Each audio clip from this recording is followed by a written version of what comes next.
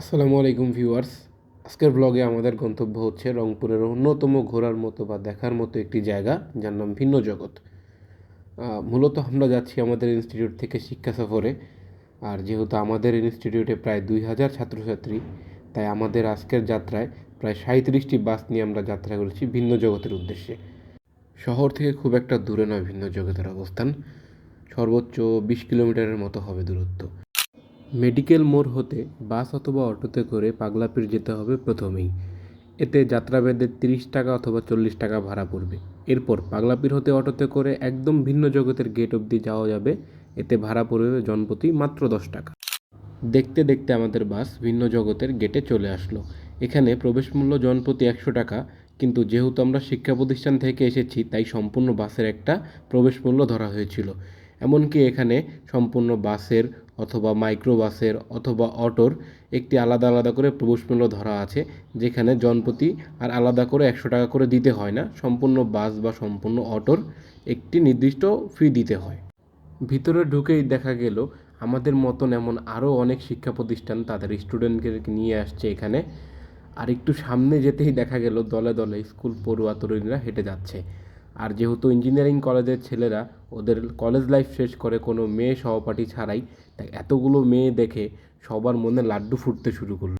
অবশেষে আমরা বাস থেকে নামলাম, আর দেখতেই পাচ্ছেন চারিপাশে বেশ সবুজ গাছপালা, খুব সুন্দর একটা পরিবেশ, দেখলেই মন ভালো হওয়ার মতো। আচ্ছা, দেখতে পাচ্ছেন পিছনে সুন্দর খুব ফুলের বাগানের মতো। তো দেখা হবে ব্লগের মাঝে। এতক্ষণ কিছু সিনেম্যাটিক শট উপভোগ করুন। Enjoy some cinematic shorts.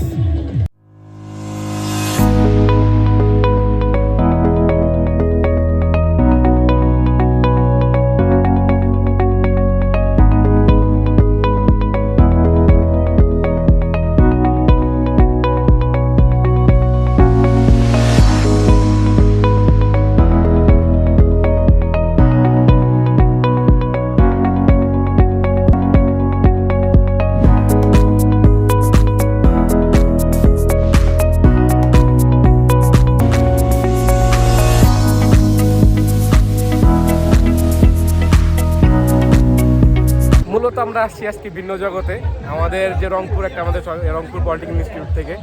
তো আসলে আমাদের একটা এখানে মিলন মেলা বলা হচ্ছে, এটা পিকনিকের মতো। যাই হোক, এখানে আমরা আসছি সবাই মিলে মজা করার জন্য, ঘুরতেছি। অনেক মানুষজন আছে, সাথে আমার কিছু বন্ধু বান্ধব আছে। সবাইকে একটু হাই বলো। এটা আমার বন্ধু বান্ধব, এগুলো সবাই সবাই আমরা রংপুরের গর্ব। আমরা ফিউচার ইঞ্জিনিয়ার রংপুরের।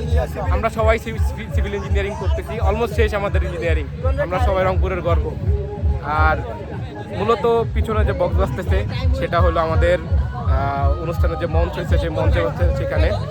তো আসলে এখানে বলার মতো কিছু নাই, আসলে দেখতে হবে, দেখার মতো আছে অনেক কিছু।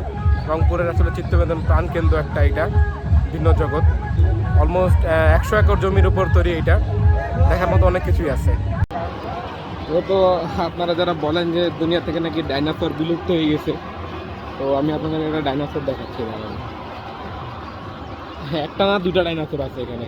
একটা, এটা কি কালার বলতে পারতেছি না, একটা মোটামুটি সবুজ কালার মনে হচ্ছে আমার কাছে, যদিও আমি কালার ব্লাইন্ড না, কিন্তু কালারটা বুঝতে পারতেছি না। আমি আপনাদেরকে দুটো বড় বড় ডাইনোসর দেখাচ্ছি। হ্যাঁ, কারণ ডাইনোসর এখনো বিলুপ্ত হয় নাই পৃথিবী থেকে। এটাই দেশের একমাত্র গাছ যার ঠোঁট আছে, ঠোঁট নড়তেছে, চোখ আছে, চোখের পাতা নড়তেছে, মাথার উপর 3টা শিংও আছে। এখন যেটা দেখতে পাচ্ছেন এটা খুবই সুন্দর একটা মসজিদ। ভিন্ন জগতের গেটে ঢুকেই হাতের ডান পাশে মসজিদটার অবস্থান, ফুলের বাগান ঘেরা, খুবই সুন্দর একটা মসজিদ। মসজিদ থেকে একটু সামনে এগিয়ে আসার পরে এই ঝর্ণাটা দেখতে পাবেন। যদিও ঝর্ণাটা কৃত্রিম, কিন্তু অনেকক্ষণ এক ধ্যানে তাকিয়ে থাকার পর শব্দগুলো মনে হচ্ছে যে প্রাকৃতিক একটা ঝর্ণার মতোই ফিল পাচ্ছিলাম। আর সামনে যে জেলিফিশগুলো দেখতে পাচ্ছেন, এখানে পানি খুবই স্বচ্ছ ছিল, মাছগুলো খুব সুন্দর দেখা যাচ্ছিল।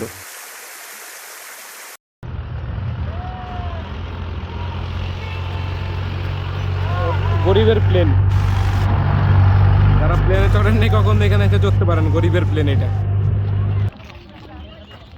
তো সবাই জানে যে আইফেল টাওয়ার শুধুমাত্র ফ্রান্সে আছে, তা না, আমাদের রংপুরে একটা ছোটোখাটো আইফেল টাওয়ার আছে। এই যে ভিন্ন জগতের আইফেল টাওয়ার। উপরে উঠতে দিবে কি? সম্ভবত না। আইফেল টাওয়ার তো উঠতে দেয়, এটা তো উঠতে দিবে না, দেওয়ার তো কথা মনে হয়, দেখা যাচ্ছে। ফাইনালি পুরোটা দেখার মতো একটা স্পট পাইলাম এখানে। তো গাছের উপরে একটা সুন্দর পাটাতনের মতো করা, বেশ সুন্দর। আর এখান থেকে পেছনে মানে আসলে আসলে চারপাশের ভিউটা খুব সুন্দর দেখা যায়। আমি এখন একটু দেখানোর চেষ্টা করি এখানে এই পাশটাতে।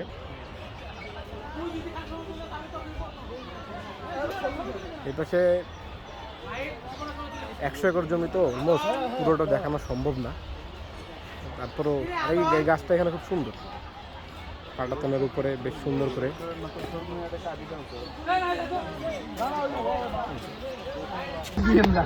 বেশ অনেকক্ষণ যাওয়া হাঁটাহাঁটি করতেছি।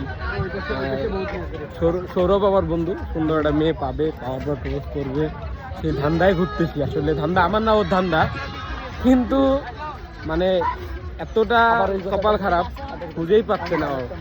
কি করবো, হাঁটতে হাঁটতে পায়ের অবস্থা খুবই খারাপ, অথচ সৌরভের এনার্জি শেষ হচ্ছে না, ও বেচারা হাঁটতেই আছে।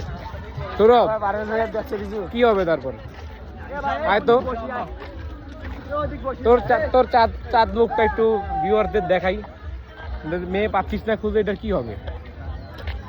গাইস, আমার জন্য সবাই দোয়া করবেন যাতে আমি একটা মেয়ে খুঁজে পাই। আচ্ছা, আমি মেয়ে খুঁজে পেলে আপনাদের লাভ, কারণ দর্শকদের পরবর্তীতে কি আমি লাভ? আর কারোর পেছনে ঘুরবো না। আপনারা আমরা কি কাপল ব্লগ দেখতে পাবো? না, আমি কাপল ব্লগ করবো না, আমি আগে থেকেই বলে রাখতেছি আমি কখনো কাপল ব্লগ করবো না। এখন এখন এখন এই যে পিছনে শুভ একটা কথা বলছে, খুব সুন্দর শুভ, যে শুরুতে সবাই বলে কাপল ব্লগ করবো না, তারপর নাকি বউ সুন্দর হয়ে কাপড় খুলে ভিডিও করে। তাহলে সৌরভ, আমরা কি তোমার কাপড় খোলা ভিডিও দেখতে পাবো? সব ছাত্রীর মধ্যে সৌরভ না, সৌরভ কখনো কাপল ব্লগ করবে না ইনশাআল্লাহ। আমি যতক্ষণ আসি আমি আচ্ছা আচ্ছা আচ্ছা, সবার মতো সৌরভ না, সবার থেকে আলাদা। সৌরভটা অন্য হতে যাচ্ছে, সেটা পিছাটা ঘোড়ার গাছ থেকে একটু দেখাই গাইস সবাইকে। এই যে খুবই খুবই খুবই দুর্বল ঘোড়া। সৌরভ, ঘোড়াটা তোর মতো দুর্বল, কি করা? স্টেজে একজন শিখাচ্ছিল কিভাবে আউলা ঝাউলা নাচ করতে হয়। আর যেহেতু শিক্ষা সফর, তাই তারা হয়তো ভেবে নিয়েছিল এটা আমাদের শিখতেই হবে বাধ্যতামূলক। তাই স্টেজের সামনে দাঁড়িয়ে সবাই খুব চেষ্টা করতেছে তাকে দেখে দেখে শেখার। ফাইনালি শিক্ষা সফর নামে কোনো শিক্ষা ছাড়া সফরটা শেষ করলাম। তো এখন চলে আসছি বাসার কাছাকাছি, বাসায় যাওয়ার জন্য মোটামুটি প্রস্তুত। এখন বাস কখন ছাড়ে সেই অপেক্ষায় বসে থাকা, জানি না কতটুকু করতে পারছি, দেখাইতে পারছি। আশা করবো এরপর থেকে আরও সুন্দর ব্লগ করার চেষ্টা করব। সবাই পাশে থাকবেন, সাপোর্ট করবেন। আজকের মতো আল্লাহ হাফিজ, বিদায়।